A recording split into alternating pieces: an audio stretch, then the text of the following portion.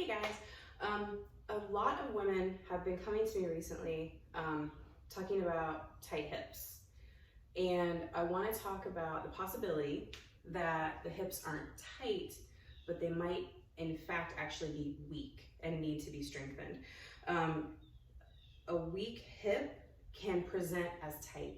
So then we start to stretch it and really just like go after those hip flexors, which go deep into pelvis and actually attach to low back.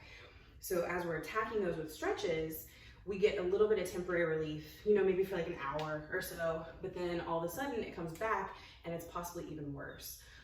If you find that you're stretching those hip flexors, trying to get some relief, and it works for a minute, but then it comes back, it's possible that your hip is actually weak. And there's a really easy test for that. Not that it's easy to do, but it's a very simple test. I've got my box, it's about 20 inches. You can use anything that if you put your foot flat on top of it, it puts that knee joint above the hip joint. And all you have to do is, without bending back and without bending forward, so I put my hands behind my head so I don't cheat, just lift that knee up above and try to hold it.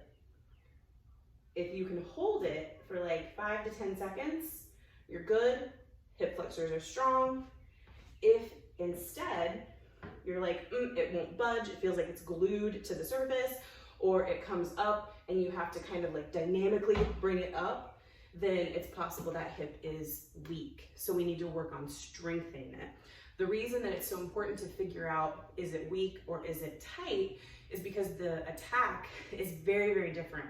And if we're attacking it with stretching when it's actually weak, we could actually be making it worse. So if you have that hip flexor tightness right through the front, and you're always trying to like wiggle around trying to get it looser, and especially if you have a lot of low back pain and it comes with that tightness, those two are very, very related, and it's fixable. You just have to do some different things to strengthen the hip flexors rather than stretching them.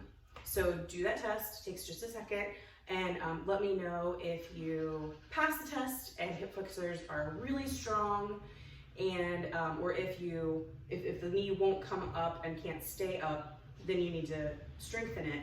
And which way we'll go from there is dependent on what you find out with this test.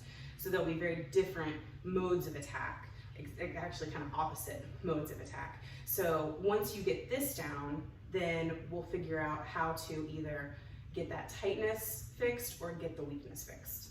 Thanks.